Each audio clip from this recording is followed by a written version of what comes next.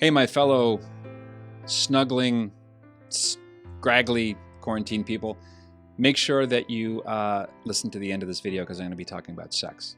Okay? Here we are all alone together in this quarantine time. Now, you and I can complain whether or not it's overkill, how much truth and how much deception is part of the media presentation right now. But the fact is, we are all hunkering down in our homes. As a Catholic, I'm actually more stunned by the banning of public masses and cutting off access to the sacraments. One blessing of being a priest or a bishop is that your vocation is pandemic proof, meaning canon law permits a priest or bishop to celebrate Mass privately. But lay people are out in the cold for the time being, not able to receive the body and blood, soul, and divinity of Jesus Christ, and in many cases not able to go to confession. And that makes this coronavirus lockdown all the more difficult. This is just a personal thing. I have never really seen the point, or I've never really gotten a lot out of watching Mass on television or by live stream. That's just me. And over time, maybe that'll change. But today, I thought I would offer some recommendations for best practices, ideas to spend your time productively in the meantime that go beyond, well, hang out with your family more, or think about the important things of life. To that end, I want to mention some movies, some books, and some board games. First, some movies. Now, I'm going off my memory here on potty words. If it's not a family-friendly film, I'll say so. If it's not available on a streaming service, I put a link below to grab a copy. Money well spent. Okay, 3 each. Let's start with Tender Mercies, the 1983 film directed by Bruce Beresford, written by the great Horton Foote, starring the great Robert Duvall. It's Mr. Duvall's only Best Actor Oscar, and you can see why watching this movie. Tender Mercies is the story of an alcoholic at his rock bottom. His name is Max Sledge.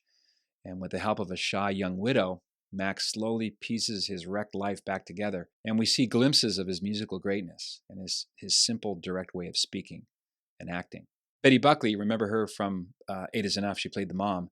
She plays his ex-wife, Dixie Scott. And it's Ellen Barkin's first speaking role as Max's daughter. Tender Mercies is imbued with a kind of gentle Christian spirit without it becoming a Christian movie. If you've ever struggled with trusting happiness, and if you love stories about wounded underdogs and what unexpected things can happen in life, check out Tender Mercies. Next, Les Choristes, the 2004 French movie set in rural France after World War II. Les Choristes is a story of a middle-aged composer who takes a job as the choir director of a bunch of unruly boys at a reform school in the middle of nowhere in France. The main character's name is Clément Mathieu, and his story focuses on the effect that his music and his kindness have on this bunch of demon-seed social rejects. Les Choristes, which won just about every international cinema award that you can win, is a brilliantly executed little movie with exquisite choral music. You're welcome in advance. Third, and this is a movie for adults. It has lots of potty words, and it is not suitable for children, but I'm talking about Calvary, the 2014 Irish film written and directed by John Michael McDonagh, who also did The Garda, starring Brendan Gleeson. Brendan Gleeson here in Calvary stars as Father James. He's a small-town Irish priest who learns in the opening scene of the film that the voice on the other side of the confession, a screen, belongs to someone who was abused at the age of 7 by a priest who is now dead. This voice informs Father James that he has 1 week to get his life in order, because revenge is the order of the day. And not revenge on a bad priest, he says that would be boring, but revenge on a good one. Throughout the movie, we see that this late vocation priest, Father James is a widower, we learn, with a young adult daughter. We see what he's up against in post-Christian Ireland. Calvary asks more questions than it answers about forgiveness and underrated virtue of forgiveness and about suffering as part of life.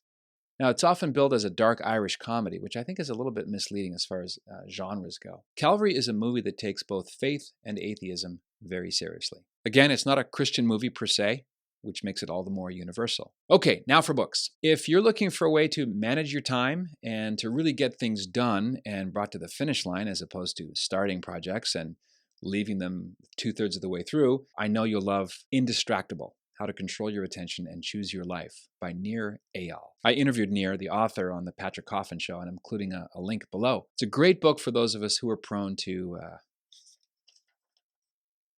distraction. Number 2, Consecration to St. Joseph, The Wonders of Our Spiritual Father by Father Donald Calloway.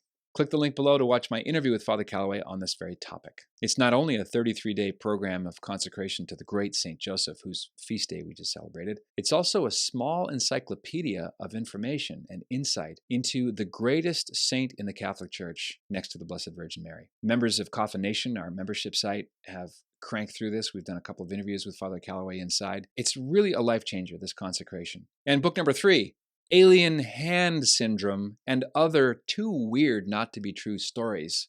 That's the title, by Alan Bellows. This book is a lot of fun.